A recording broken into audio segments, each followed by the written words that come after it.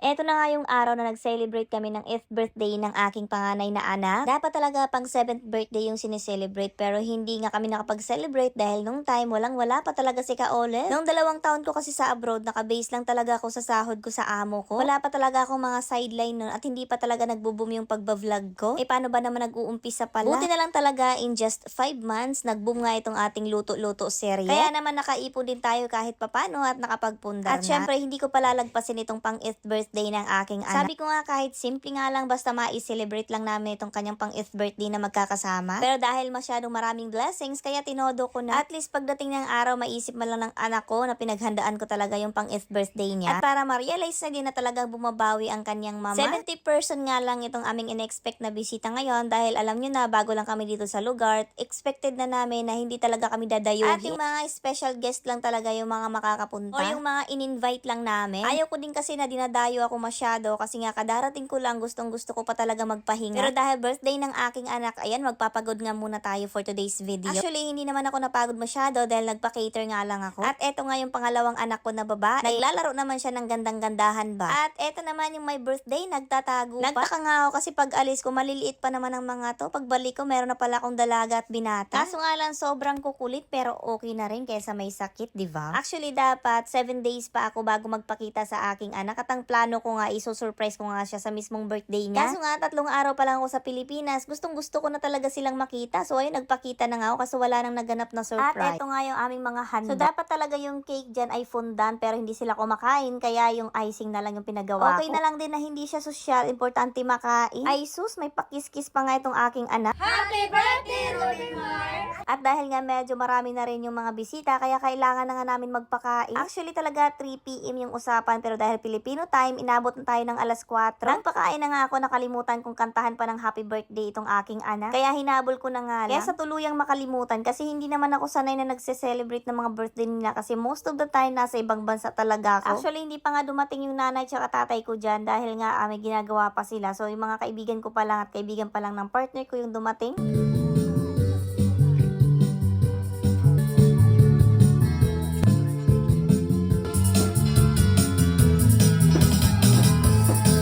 At dahil nga nagugutom na itong aking panganay na anak na may birthday, kaya kinunan ko na nga ng pagkain. Sobra ko talagang na-appreciate yung catering services na kinuha ko. Super satisfied nga ako sa serbisyo nila dahil napaka-accommodating. At talaga namang asikasong-asikaso yung aking mga bisita. At syempre nga dahil ginutom na rin tayo sa kaka-assist ng ating mga bisita, kaya kumain na nga din ako. Syempre kahit tayong nagpa-cater, dumaan din tayo sa pila, no? Gusto ko talaga ma-enjoy yung pagsandok-sandok ng pagkain sa amin ng mga server. Pero pagdating dito sa lechon, ako na talaga yung nagdesisyon. Hindi mo talaga ako pwedeng bigyan ng maliit niya. 3 years ko nga hinintay na makain na. Nakakain na nga rin yung lahat ng bisita. At in fairness naman, nakakatuwa dahil satisfied naman sila. At yan naman talaga yung ating happiness, ang makita ngang masaya yung ating mga bisita kahit papano. Hindi pa nga kompleto yan dahil hindi pa nagsisidatingan talaga yung malalakas, charis. And of course, kumain na nga din ako. At dahil mga marites yung aking kaharap, kaya ayan, nakipagmaritisan na nga din ako. Pinagchichismisan nga namin yung mga hindi pa dumating. Charot lang. Kahit ano nga pakipag-usap nyo sa akin, hindi ko talaga makakalimutang isubo itong lechon. Napakalutong pa kasi, kaya ang sarap niyang kainin. Kasing tabi na nga lang sa ating mga kapatid na Muslim. Kung mapapansin nyo nga madumi yung aking kamay, paano ba naman itong aking isang anak na babae? Napakakulit. Nakipaglaro pa talaga sa icing ng cake, kaya ayan tuloy, ang dumi-dumi ng mami niya. Sobrang sarap talaga ng mga pagkain na talagang nabusog ako. Hindi ko talaga siya tinantanan. Hindi pwede yung bisita lang yung busog, dapat ako din.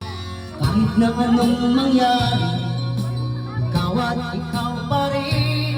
Pagkatapos nga ng kainan, nagpatulong na nga ako para isupot yung mga chocolate na dala ko. Sabi ko, dito ko na nga lang to ibibigay para lahat na. Total nandito naman din sila lahat. Buti na lang talaga meron pa akong nabiling mga supo. Para nga dito sa chocolate na nabibigay ko. At ayan nga, binigyan ko na nga din sila lahat kahit hindi ko kilala. Pasasalamat ko na nga din at nakapunta sila sa birthday ng aking anak at nakipag-celebrate talaga sila. Madami din pala yung bisita ko pero pinagkasya ko na nga lang din itong mga chocolate. Pati na nga din itong mga server, binigyan ko na nga din para maubos na din talaga. Para wala na rin akong iisipin ba. At dahil sobrang excited nitong anak ko, binuksan na talaga yung mga regalo na binigay sa kanya. Thank you nga pala sa mga ninang at ninong na nagbigay. Kahit nga pala yung iba hindi nakapunta, nakalimutan ko kasi kung sino-sino na sila. Sobrang tuwangan nitong ating birthday boy, hindi pa yan kumakain. Yung binigay ko kasing pagkain, inamoy lang, tapos hinayaan na. Hindi talaga tumahilig kumain na panganay kong anak, ewan ko ba kung bakit. Inabot na nga kami ng alas 10 ng gabi at meron pa nga mga bisita. Pero sige na nga lang dahil bibihira lang naman. Puro kantahan na nga lang din ang nagaganap at syempre hindi rin magpapahuli itong aking anak.